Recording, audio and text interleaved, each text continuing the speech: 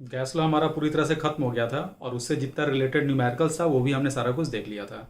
आज हम देखने जा रहे हैं Dalton's law of partial pressure. ये क्या होता है? तो देखो, मान लो कमरे में दो तीन गैस एक साथ मिक्स करके रखा हुआ है। तो जब दो तीन गैस एक साथ मिक्स करके रखा हुआ है तो जो कमरे में जो प्रेशर लग रहा होगा वो तो मिक्सचर का प्रेशर लग रहा होगा। ऐसा थोड़े ना है कि हर गैस अलग अलग प्रेशर लगाएगा। लेकिन हम थियोरेटिकली एक टर्म डिफाइन करते हैं जिसका नाम होता है पार्शियल प्रेशर। ध्यान रहे, कमरे में सारा गैस अलग अलग प्रेशर अपना अलग अलग कंट्रीब्यूशन नहीं देता है। सारा गैस मिलकर प्रेशर लगाता है। जो भी प्रेशर लग रहा होता है वो नेट प्रेशर लग रहा होता है, ठीक है। लेकिन हम प्रत्येक गैस का एक थ्योरेटिकल क्वांटिटी निकालते हैं जिसका नाम होता है पार्शियल प्रेशर, और उसको किस प्रकार से डिफाइन करते हैं, उससे रिलेटेड क्या क्या चीज़ें होती हैं, वही सब कुछ हम लोग अभी स्टडी करने जा रहे हैं, ठीक है। तो हेडिंग दो, Dalton's law of partial pressure. तो क्या बोला गया इसमें? बोला गया कि मिक्सचर है हमारे पास। सपोज करो एक कमरा है, ये सपोज करो ये हमारे पास एक कमरा है और कमरे में तीन गैस है, ए है, बी है और सी है, ठीक है। तो देखो पार्शियल प्रेशर डिफाइन कैसे होता है। पहले तो एक टर्म हम लिख रहे हैं कि इस कमरे का जो टोटल प्रेशर होगा, टोटल प्रेशर, वो सारे गैसेस के पार्शियल प्रेशर के सम के बराबर होता है। ये हमारा डाल्टन्स लॉ है।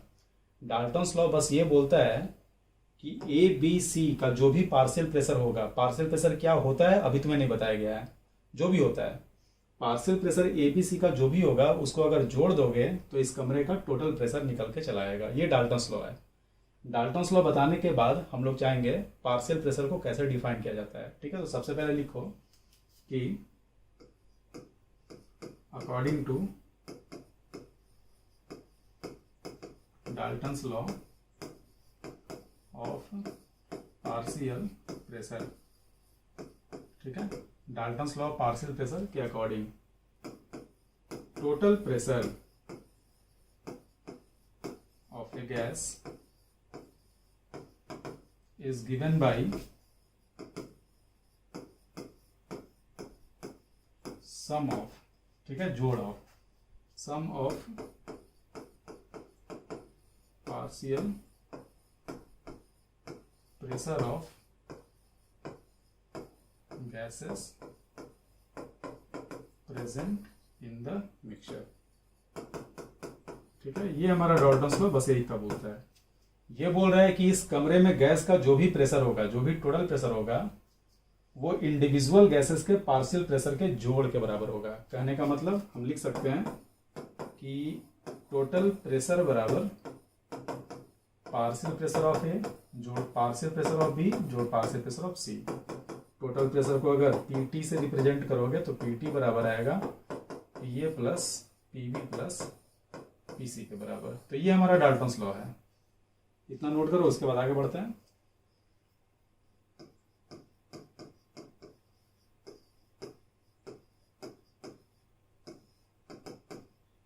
अगला हेडिंग दो, पार्शियल प्रेशर। ये कैसे डिफाइन होता है? तो देखो, एक तो बहुत ही सिंपल सा तरीका है, मैथमेटिकल तरीका समझा देते हैं।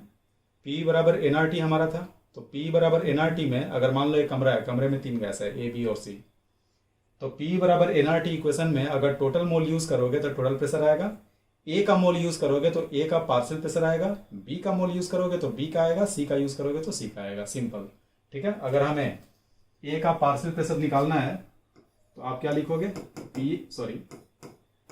पीवी बराबर एनआरटी। यहां अगर ए का मोल लोगे तो पार्शियल प्रेशर ए का आ जाएगा। मैथमेटिकली इतना आसान है। लेकिन कहीं मत सोचना है कि पार्शियल प्रेशर ऑफ ए जो है वो एग्जर्ट होने वाला प्रेशर है, वो एक थ्योरेटिकल प्रेशर होता है। अभी हम समझाएंगे किस प्रकार से वो डिफाइन होता है, ठीक है। लेकिन मैथमेटिकली हमेशा याद रखना, न्यूमेरिकल में यही तुम्हारे काम आएगा। अगर ए का मोल यूज करोगे तो ए का पार्शियल प्रेशर आएगा, बी का मोल यूज करोगे तो बी का पार्शियल प्रेशर आएगा, टोटल मोल यूज करोगे तो पूरे गैस का नेट प्रेशर चला आएगा, ठीक है। तो देखो पार्शियल प्रेशर कैसे डिफाइन होता है। मान लो कमरे में ए बी सी तीन गैस है और तुम्हें बोला गया कि ए का पार्शियल प्रेशर बताओ। तो ध्यान से सुनना, इसका डेफिनेशन क्या होता है। ए का पार्शियल प्रेशर ए के द्वारा लगाया गया वो प्रेशर है। ए का पार्शियल प्रेशर ए के द्वारा लगाया गया वो प्रेशर है जब ए अकेले इसी कमरे में मौजूद हो, ठीक है। तो सोचो जरा, क्या ए अकेले इस कमरे में मौजूद है? तो तुम बोलोगे नहीं, वो तो मिक्सचर के साथ है। तो हम एक दूसरा केस ले रहे हैं, एक दूसरा हाइपोथेटिकल केस ले रहे हैं कि अगर सेम कमरे में केवल ए मौजूद होता, अगर सेम कमरे में केवल ए मौजूद होता तो उस केस में जो प्रेशर लगा रहा होता, लगा रहा नहीं है ना, अभी कौन सा प्रेशर है उससे मतलब नहीं है, अभी जो भी प्रेशर है वो नेट है, प्रेशर हमेशा नेट आता है, अलग अलग कंट्रीब्यूट नहीं होता है कि ए अलग से प्रेशर लगाया, बी अलग से लगाया और सबको हम जोड़ दिए, ऐसा नहीं होता है। जो प्रेशर लग रहा है दीवार से एक साथ ए का भी मॉलिक्यूल टकराता है, बी का भी टकराता है, सी का भी टकराता है, तो हम हमेशा निकालते हैं ओवरऑल प्रेशर। लेकिन पार्शियल प्रेशर को डिफाइन करने के लिए हम एक थ्योरेटिकल कॉन्सेप्ट लेते हैं, हाइपोथेटिकल सिचुएशन लेते हैं, जिसमें हम ये बोलते हैं कि इस कमरे में बहुत सारा गैस है, A B C D E F G, जितना गैस रखना है उतना गैस रख लो, कोई दिक्कत नहीं है। लेकिन सेम कमरे में सेम वॉल्यूम और सेम टेम्परेचर पे, वॉल्यूम सेम रहे, टेम्परेचर सेम रहे, लेकिन अगर कमरे में, उसी कमरे में केवल ए को रखा जाए, तब ए जो प्रेशर लगा रहा होगा उस प्रेशर को हम ए का पार्शियल प्रेशर बोलते हैं। अगर बी का निकालना है तो कमरे में केवल बी को रखो, है ना, तो केवल कमरे में बी को रखोगे चाहे ए को रखोगे और सेम फॉर्मूला लगाओगे तो P बराबर NRT जैसे लगाओगे, हाइपोथेटिकली कमरे में केवल ए है तो मोल की जगह में Na ले लिए, तो जो प्रेशर है वहां से पार्शियल प्रेशर ए का आ गया। ठीक है, अभी लिखते हैं और समझ में आएगा। नीचे लिखो partial pressure of a gas present in a mixture is defined as, ठीक है, किसी भी मिक्सचर में कोई ये गैस मौजूद है उसका पार्शियल प्रेशर कैसे डिफाइन होता है, is defined as pressure exerted by the same gas, है ना, pressure exerted by the same gas if this gas is present by itself। Present by itself का मतलब होता है अकेले मौजूद होना, प्रेजेंट बाय इटसेल्फ, चाहे प्रेजेंट अलोन भी लिख सकते हो, present by itself in the same container. Same container बोलने का क्या मतलब हुआ, सेम कंटेनर बोलने का मतलब हुआ कि वॉल्यूम हमारा टोटल सेम रहे, सेम कंटेनर, है ना, एट द सेम टेम्परेचर। ठीक है बच्चों, तो एक बात बताओ, अभी कुछ देर पहले पिछले, है ना, जो भी इसके पहले जो हमने लिखा था उसमें इक्वेशन क्या था, Pt इंटू वी बराबर Nt इंटू RT। जब पूरे कमरे पे हम इक्वेशन लिखे हैं तो ये इक्वेशन आया, total mole Nt, total pressure Pt, कमरे का वॉल्यूम V था, टेम्परेचर T है। तो हमारा डेफिनेशन क्या बोलता है कि अगर तुम्हें A का पार्शियल प्रेशर निकालना है, अगर तुम्हें A का पार्शियल प्रेशर निकालना है तो सेम कंटेनर लो, यानी वॉल्यूम हमारा सेम होगा, सेम टेम्परेचर लो, टेम्परेचर भी सेम होगा, लेकिन मोल सबका नहीं रख के केवल A का मोल रखो। तो केवल A का मोल रखोगे तो प्रेशर निकालने के लिए हम यहाँ Na रखेंगे और यहाँ पे R आ जाएगा। प्रूफ हो गया। वो इक्वेशन कैसे आया, बाय डेफिनेशन आया, डेफिनेशन से हमारा ये इक्वेशन आया है। कैसे, क्योंकि इक्वेशन बोल रहा है शुरू का हमारा इक्वेशन जो था उससे पता चला कि वॉल्यूम V है और टेम्परेचर T है। हमारा ये डेफिनेशन बोल रहा है कि वॉल्यूम सेम रहे, टेम्परेचर सेम रहे, लेकिन कमरे में केवल A को रखोगे तब जो प्रेशर आएगा वो A का पार्शियल प्रेशर होगा। केवल B को रखोगे कमरे में, अगर केवल B को रखोगे सेम टेम्परेचर और सेम वॉल्यूम पे, तब जो प्रेशर आएगा वो B का पार्शियल प्रेशर होगा। कमरे में अगर केवल C को रखोगे सेम टेम्परेचर सेम वॉल्यूम पे, तब जो प्रेशर आएगा वो C का पार्शियल प्रेशर होगा। ठीक है, इक्वेशन नंबर 1, इक्वेशन नंबर 2 और इक्वेशन नंबर 3। एक काम करो, तीनों को ऐड कर दो। तो अगर हम तीनों इक्वेशन को ऐड करें 1 + 2 + 3, तो देखो तो क्या रहा है बच्चों, LHS ऐड करोगे वॉल्यूम कॉमन हो जाएगा तो क्या बचेगा, PA + PB + PC into volume B is equal to, इसमें देखो RT कॉमन हो रहा है, RT कॉमन होगा तो बचेगा क्या, Na + Nb + Nc into RT, और Na + Nb + Nc को हम लिख सकते हैं टोटल मोल, क्योंकि मोल का जोड़ तो टोटल होगा NTRT, और NTRT पहले हमने क्या लिखा था, NTRT बराबर था PT टाइम्स V के, तो इसे हमने लिख दिया PT टाइम्स V। ध्यान से देखो, वॉल्यूम से वॉल्यूम कैंसिल हो गया और बच गया क्या, PT बराबर PA + PB + PC। कहने का मतलब पार्शियल प्रेशर के डेफिनेशन से हमारा डाल्टन्स लॉ प्रूफ हो गया। ये जो था, ये क्या आया था, ये तो हमारा खैर तो टोटल पे आया था, है ना। अभी कुछ देर पहले हमने लिखा था ये डाल्टन्स लॉ कि गैसेस के पार्शियल प्रेशर का जो सम होता है वो टोटल प्रेशर के बराबर होता है। तो हमने पार्शियल प्रेशर का जो भी डेफिनेशन है वो लिखा, डेफिनेशन से हमने ये इक्वेशन लिखा, पूरे कमरे पे भी इक्वेशन को लिख दिया, और जब इन दोनों को हमने कंपेयर किया तो हमारा ये नेट इक्वेशन आ गया, जो कि हमारा डाल्टन्स लॉ का एक्सप्रेशन था पिछले वाले, अभी जस्ट हमने जो बोर्ड हटाया था उस पर ये इक्वेशन लिखा हुआ था। ठीक है, तो ये प्रूफ हो गया। तो फिलहाल इस बोर्ड से तुम्हारा निचोड़ क्या आया, बस ये याद रखना, ए का मोल यूज करोगे तो ए का पार्शियल प्रेशर, बी का यूज करोगे तो बी का पार्शियल प्रेशर, सी का यूज करोगे सी का पार्शियल प्रेशर। एक और बहुत इंपॉर्टेंट फॉर्मूला निकल कर आता है डाल्टन्स लॉ से, जो अभी हम देखेंगे, पहले इसको नोट करो। अब देखो बच्चों, एक बात बताओ, ए के लिए इक्वेशन क्या आया, पी ए टाइम्स बी बराबर N A times R T, और टोटल के लिए क्या आया था, पी टी टाइम्स बी बराबर N T times R T. मान लो ये इक्वेशन 1 है और ये इक्वेशन 2 है, 1 को आप डिवाइड कर दो 2 से, जैसे डिवाइड करोगे तो क्या आ रहा है, P A by P T is equal to N A by N T.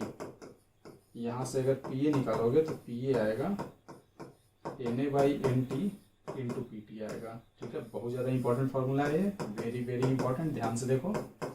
ये देखो क्या है, एन ए यानी ए का मोल और एन टी का मतलब टोटल मोल, तो ए का मोल बाई टोटल मोल, क्या इसी को मोल फ्रैक्शन बोलते हैं। मोल फ्रैक्शन होता है जिसका निकालोगे मोल फ्रैक्शन, उसका मोल ऊपर और नीचे में total mole.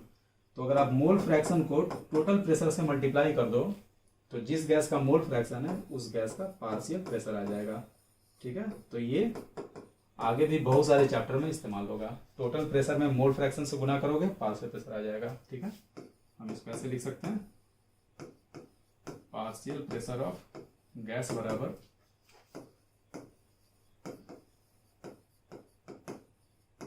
Mole fraction of gas into total pressure. ठीक है, याद रखना बच्चों, ये हमेशा याद रखना, कहीं मत भूलना, बहुत आया काम आएगा ये, है ना। सिमिलरली हम क्या लिख सकते हैं, पार्शियल प्रेशर अगर बी का निकालना है तो क्या लिखोगे, mole fraction of B into total pressure. Mole fraction को एक्स से रिप्रेजेंट करते थे, एक्सपैंड करके लिखोगे तो N B by total mole into total pressure. C के लिए पार्शियल प्रेशर ऑफ सी बराबर N C into total pressure. तो अगर आपको टोटल प्रेशर पता है और मोल सबका पता है तो मोल फ्रैक्शन आ जाएगा, तो उससे भी तुम चाहो तो पार्शियल प्रेशर निकाल सकते हो। तो पार्शियल प्रेशर निकालने का दो तरीका, एक तो पीछे वाला पी ए इंटू वी बराबर N A into R T, दूसरा ये तरीका पी ए बराबर N A by N T into P T, चाहे पी ए बराबर mole fraction into total pressure. ठीक है, इसे क्या लिख सकते हो आप, N C by N T into P T. ठीक है, नोट करो ये, फिर इसका कुछ न्यूमेरिकल देखते हैं।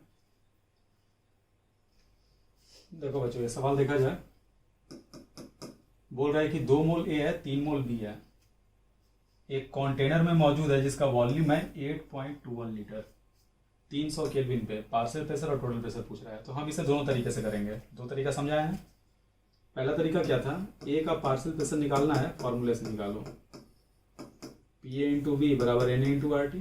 तो पार्शियल प्रेशर ऑफ ए बराबर ए का मोल कितना है, 2 इंटू 0.0821, टेम्परेचर है 300 और वॉल्यूम दिया हुआ है 8.21। तो इसको अगर आप सॉल्व करोगे तो ये आ जाएगा 680। ठीक है, बिल्कुल इसी प्रकार से पार्शियल प्रेशर ऑफ बी अगर निकालोगे तो पार्शियल प्रेशर ऑफ बी बराबर हो जाएगा, बी का मोल कितना है 3 इंटू 0.0821, टेम्परेचर हो गया 300 अपॉन 8.21, यहाँ से निकालोगे तो आ जाएगा 980 एम। डाल्टन्स लॉ से टोटल प्रेशर बराबर P A plus P B, 6 और 9 कितना हो गया, 15 एटीएम। एक तरीका ये हो गया, पार्शियल प्रेशर भी आ गया, टोटल प्रेशर भी आ गया। दूसरा तरीका हम निकालेंगे मोल फ्रैक्शन वाले तरीके से। तो उसके लिए क्या करा जाए, पहले टोटल प्रेशर निकाल लो, तो पी टी इंटू वी बराबर N T into R T. तो यहाँ से अगर आप पी टी निकालोगे तो यह आ जाएगा N T R T by B, N T यानी टोटल मोल, टोटल मोल कितना है 3 मोल और 2 मोल यानी 5 मोल, 5 इंटू 0.0821, टेम्परेचर दे रखा है 300 और वॉल्यूम है 8.21। यहाँ से सॉल्व करोगे तो आ जाएगा 15 एटीएम, टोटल प्रेशर आ गया। अब टोटल प्रेशर आ गया तो हम पार्शियल प्रेशर निकाल रहे हैं। पार्शियल प्रेशर ऑफ ए बराबर mole fraction of A into total pressure. Mole fraction of A यानी क्या, ए का mole by total mole into total pressure. तो ए का मोल कितना है, ए का मोल है 2, लिखा जाए 2 मोल। टोटल प्रेशर, टोटल मोल कितना हो गया, 3 और 2 5, और टोटल प्रेशर है 15। देखो तो कितना आया, 6 एटीएम आया क्या, देखो यहाँ भी 6 एटीएम था, सेम ही आ गया। अगर हम पार्शियल प्रेशर बी का निकाले तो 2 तरीका, या तो इस फॉर्मूले से निकालो, नहीं तो टोटल में से ए को माइनस कर दो, अपने आप बी आ जाएगा। 15 में से 6 घटाओगे तो 9 आ जाएगा। इस फॉर्मूले से अगर निकालोगे तो मोल ऑफ बी यानी कितना 3 बाई टोटल मोल 5 इंटू 15, देखो कितना आ गया, यहाँ से भी 9 एटीएम आ गया। ठीक है, क्लियर हो गया बच्चों। अब देखो हम एक काम कर रहे हैं, इसमें हम क्या कर रहे हैं, इसी में सवाल को थोड़ा सा और ऐड कर रहे हैं। बोल रहे हैं ये if 5 moles of C are added. ठीक है, इसी कंटेनर में 5 मोल हम सी ऐड कर दिए हैं। 5 मोल अगर सी ऐड कर दिए then calculate partial pressure and total pressure. अगर मान लो ये बोल दिया तो देखो यहाँ पे एक बहुत बढ़िया चीज आप लोगों को समझने को मिलेगा। एक बात बताओ, 5 मोल सी अगर ऐड किए सेम कंटेनर में तो 2 मोल ए 3 मोल बी और 5 मोल सी हो गया। वॉल्यूम वही है, टेम्परेचर वही है, पूछ रहा है ये सारा। तो अगर हम एक बात बताओ, पार्शियल प्रेशर ए का निकाले इस फॉर्मूले से, तो अभी भी तो सेम यही चीज लगेगा ना। अगर तुम पी ए निकालोगे तो ए का मोल तो वही 2 है, आर भी वही है, टी भी वही है, वॉल्यूम भी वही है, अभी भी 6 एटीएम आएगा। बी का पार्शियल प्रेशर निकालोगे अभी भी 9 एटीएम आएगा। कहने का मतलब अगर एडिशनली किसी दूसरे गैस को ऐड किया जाए तो उससे पुराने गैसेस के पार्शियल प्रेशर पे कोई फर्क नहीं पड़ता है, बशर्ते कि वॉल्यूम और टेम्परेचर को आपने चेंज नहीं किया है। तो फिर चेंज क्या करेगा, केवल सी का पार्शियल प्रेशर एक्स्ट्रा आएगा। तो पार्शियल प्रेशर सी का अगर निकालोगे तो सी आपने कितना ऐड किया, 5 इंटू 0.0821 इंटू 300 डिवाइडेड बाई 8.21, कितना आ गया 15 एटीएम। और ए का पार्शियल प्रेशर वही 6 ही रहेगा, बी का वही 9 ही रहेगा। ठीक है, यानी टोटल प्रेशर अब अगर इस वाले से हम निकालें तो टोटल प्रेशर बराबर आ जाएगा P A plus P B plus P C. P A कितना था 6, पी बी कितना है 9 और पी सी आया हमारा 15, यानी कितना 30 एटीएम हो गया। ठीक है, तो ये एक तरीके से कर दिया हमने। तुम लोग क्या करोगे, ये पूरा तो समझ के लिखोगे ही। ये जो 5 मोल हमने सी ऐड किया, इसके बाद तुम P A P B P C फिर से निकालोगे, पी टी भी निकालोगे, लेकिन इस तरीके से निकालोगे। इस वाले तरीके से हमने निकाल दिया, तुम्हारा होमवर्क है इस तरीके से निकालोगे। इस तरीके से का मतलब क्या, पहले टोटल प्रेशर निकालना तीनों का मिला के, तो तीनों का मिला के अगर निकालोगे तो एनटी के जगह पे 10 मोल हो जाएगा, 5 मोल पहले से 5 मोल और, यानी 10 मोल टोटल प्रेशर आएगा।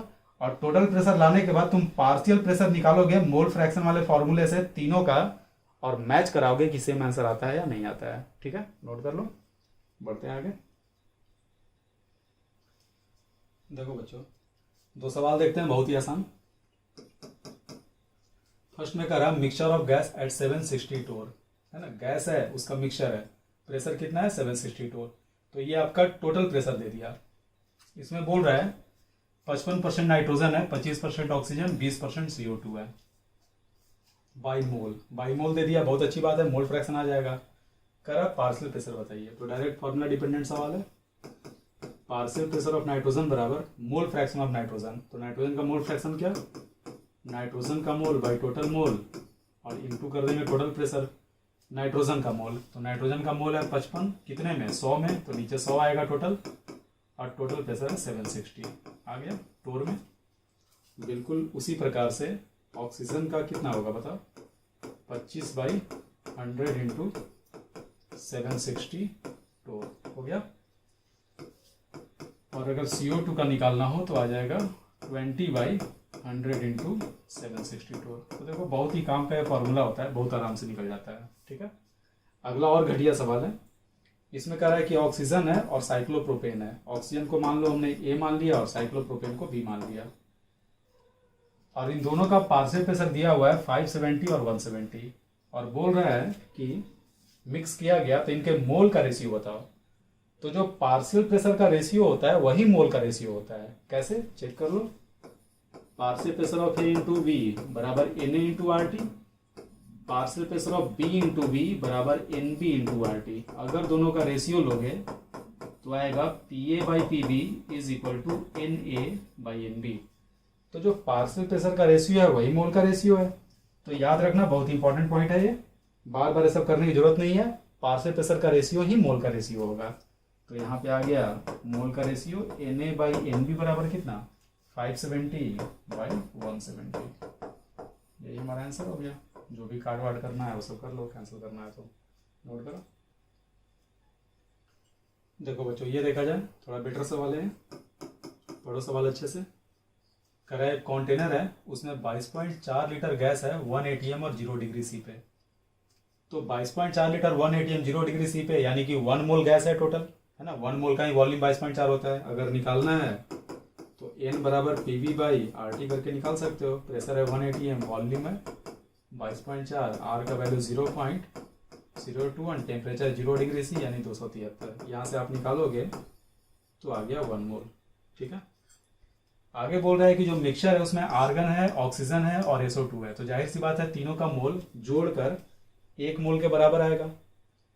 आगे देखो प्रेशर में रिलेशन कुछ दिया हुआ है। तो एक बात बताओ, अभी बताए थे कि पार्शियल प्रेशर का जो रिलेशन होता है, चाहे पार्शियल प्रेशर मोल के रेशियो के बराबर, यानी पार्शियल प्रेशर मोल के प्रोपोर्शनल। ठीक है। तो क्या हम ये कमेंट कर सकते हैं कि जो रिलेशन पार्शियल प्रेशर में है वही रिलेशन मोल में होगा?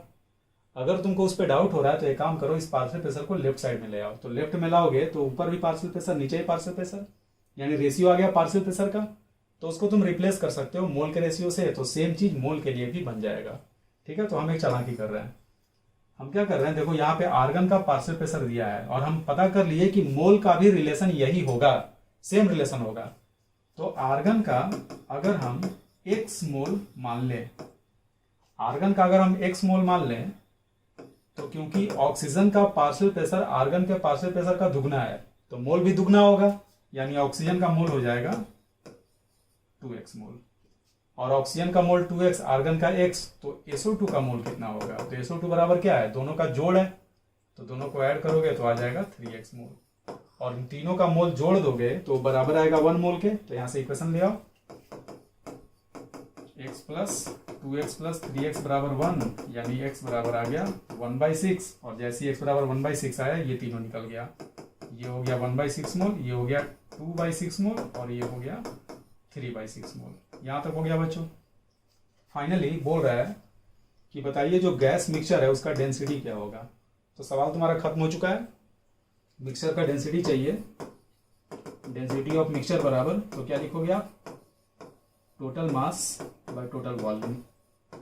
वॉल्यूम दिया हुआ है 22.4 लीटर और मास हम इन तीनों से निकाल लेंगे। तो आर्गन का मास कितना आएगा, मोल कितना है 1/6, तो मोल इंटू मोलर मास करोगे तो आर्गन का मास आएगा। आर्गन का मोलर मास कितना 40 प्लस ऑक्सीजन का तो 2/6। देखो हम काट नहीं रहे हैं क्योंकि ऐसे आसान पड़ेगा थोड़ा, डिनोमिनेटर को सेम रखोगे तो एलसीएम लेने में आसानी होगा।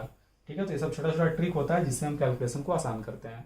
तो 2/6 को मल्टीप्लाई कर दो O2 के मोलर मास से यानी 32 से, प्लस SO2 हो जाएगा 3/6 into 64।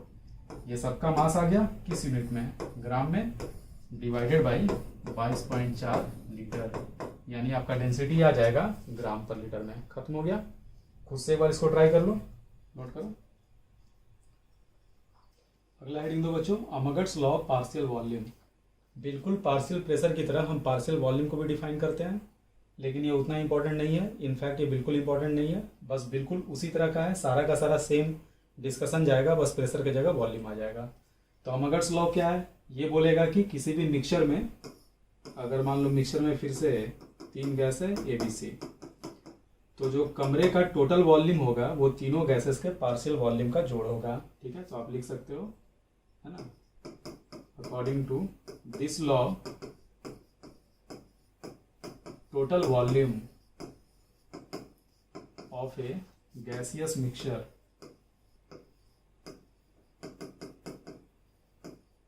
is sum of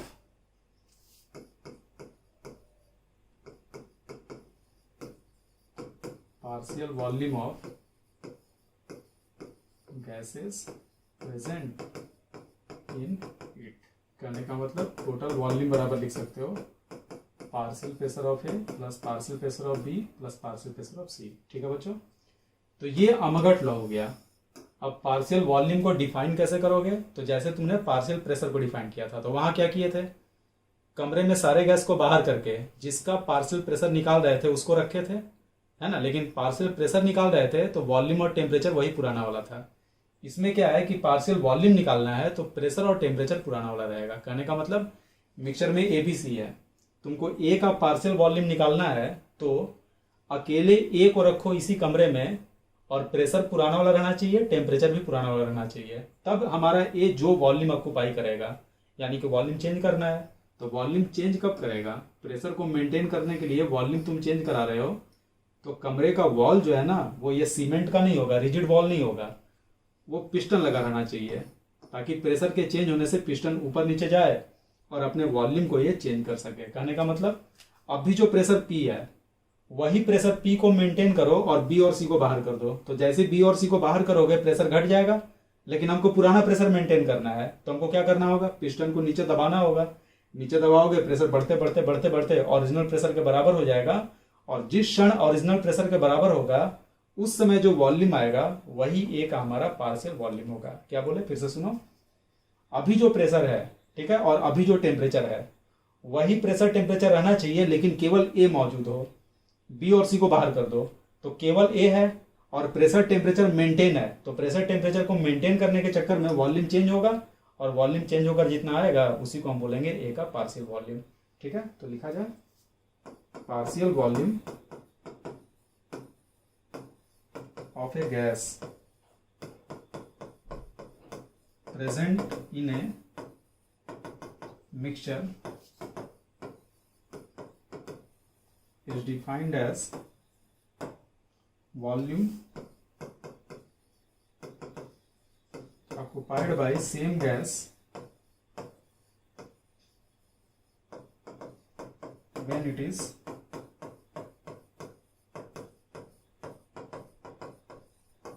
present by itself, है ना, जब ये अकेला मौजूद हो। when it is present by itself at same pressure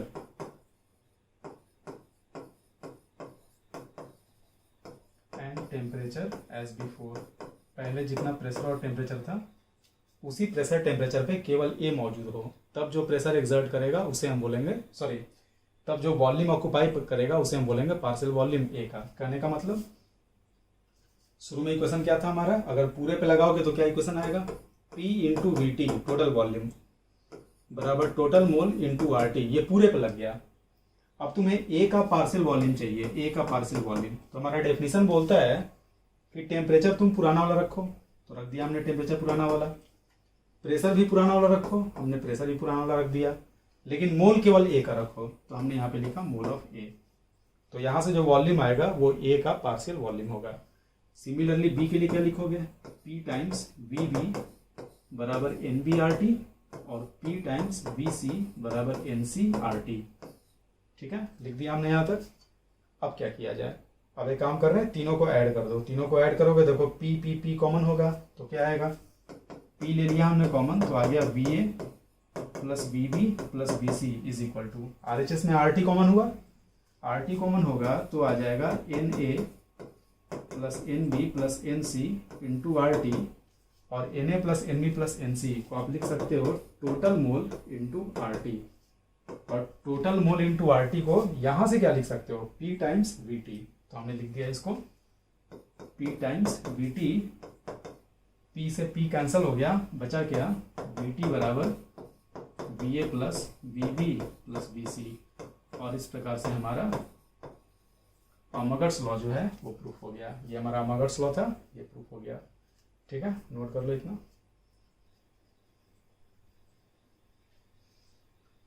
देखो बच्चों, पढ़ो ऐसा कह रहा है कि total pressure of a mixture of O2 and H2 is 180 m।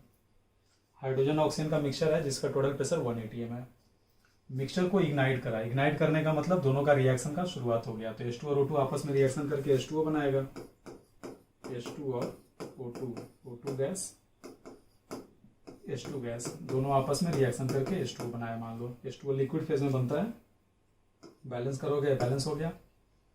कह रहा है ignited and water is removed, जो भी पानी बना उसको बाहर निकाल दिया।